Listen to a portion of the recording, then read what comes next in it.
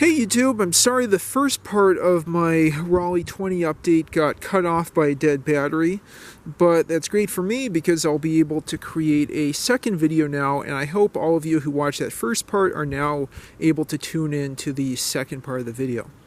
So I talked a lot about the rear of the bike in the first part, and I had stopped when I was talking about the front fork of the bike at the end of the last video. And the front fork also has these long reach Odyssey BMX brakes. These are fitted with tiny little black Surface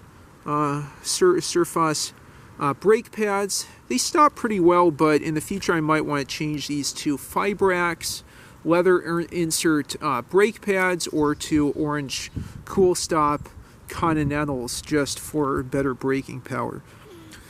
What's interesting, and I haven't explored yet, is the way the Raleigh front hubs adjust. From what I've heard, every time you take the wheel out of the fork, you have to readjust the cones, which I guess is good and bad. And then the other thing about it that's interesting is I saw that there is an oiling cap or a grease, like a Zerf fitting, not really a Zerf fitting, but an oiling port, as you would guess for, let me put my finger in here to help focus it better, as you would see on the Sturmey Archer rear hub. And indeed, my finger helped us focus on the spot where this clip goes over the oiling port. Anyhow, I haven't oiled that yet, but I plan to do that in the future. Front wheel's spinning real well. I bet there's just dried up grease in there. Again, I love this front fork. Someone was telling me to worry about catastrophic failure, but that person also mentioned not to do wheelies on this. I'm definitely not doing wheelies. As I talked about in my overview video, I love this interesting kind of brazing, not really a lug work, connecting the single main tube to the head tube. There's a beautiful Raleigh Heron, Raleigh Nottingham, England head badge there that still managed to stay on the bike. There is another Heron up here for where you'd mount a dynamo light. I installed some LED lights front and back. I don't think I talked about when I was talking about the sprung saddle, but I put a little pad on top of the saddle, and that plus the springs plus the mattress springs really gives great ride quality. I might think about putting a lamp here at some point in the future just to make this more realistic, but I haven't done that yet. I also haven't replaced the nylon bushing, but I noticed after, 10-20 miles, I got used to the steering on this, and it wasn't as twitchy as I've heard it described. Again, the front and rear brakes are long reach side pulls, but I haven't had any really serious problems. I do think if I upgrade this in the future, I'll lace up some alloy rims, either to the original hubs or different ones. I know the slot for the front hub and rear hub are kind of staggered with different spacing because of the flatted Sturmey Archer hub and something similar with the front hub, so I'll either file those or think of something. But again, these original chrome steel rims have really impressed me. It must be that compared with a 27-inch chrome rim, which I'm more accustomed to, there's less rotational inertia, so I really have no problems accelerating with these things. They've really held up quite well, and again, I haven't ridden this in the rain, so no problems with that. I heard there's a couple different kinds of stems and handlebars, one-piece and three-piece stem. I believe this is a one-piece stem and handlebar set. I like that it's bent but not swept back. I think swept back handlebars aren't too good for climbing hills or getting in an aggressive stance. This has been really nice to adjust along with the seat post. It's, definitely not a quill stem, but this little quick release clamp here is performed great on the front, as well as the similar one on the seat post there. No problems with slippage. And let's see, so any other things I have to talk about the bike? Definitely I'll talk a little bit about the cockpit here. I've installed a GPS mount right over that connection between the stem and handlebars into one unit. That's held up great. I added a Crane Suzu brass bell. That's nice and loud for the deer and foxes and motor vehicles of Maryland to hear loud and clear.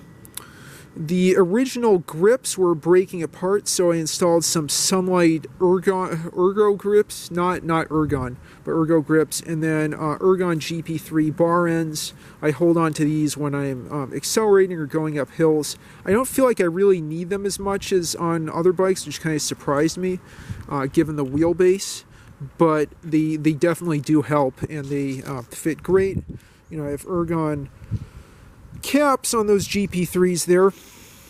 The brake levers, interestingly, are both, I think, right-hand side, just the left one was flipped. I don't know if I'll change those out because they've been performing great and feeling really great thus far.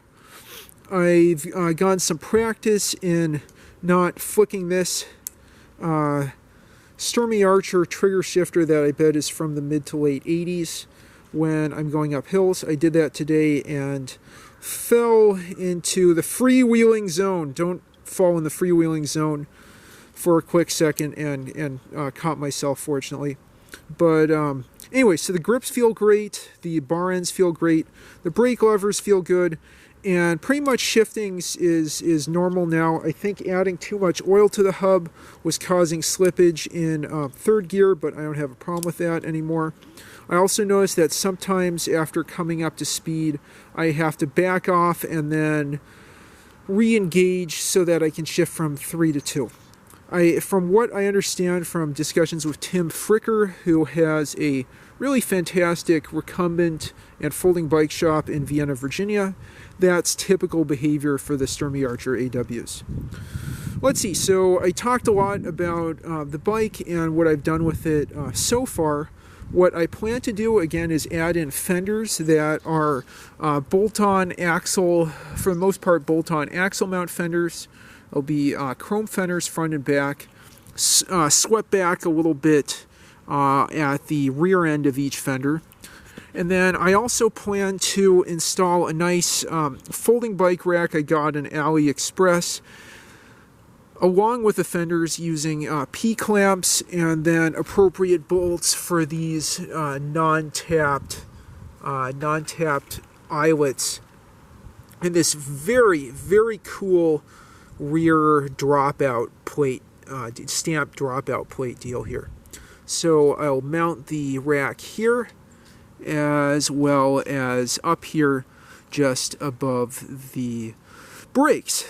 Once I have that installed, I have a little bag that I plan to put on there, put some tools on here, and use it for what people, mainly in the UK, would use this for, which is going to shops, picking up groceries and doodads, odds and ends and stuff, and coming back home. This is a really wonderful utility bike. And I almost think of it like having a English racer. I don't mean a racing bike, but I mean something like a Raleigh Sports in a much more compact, foldable package. That's the plan for this, using this as a utility bike. I've been really impressed with this so far. I can average 14.5 to 16 miles an hour easily over 10 or 20 mile rides without any discomfort. That longer alloy seat post that was $20 has really helped with leg extension. I'm 5'10", so a bit tall for the original seat post.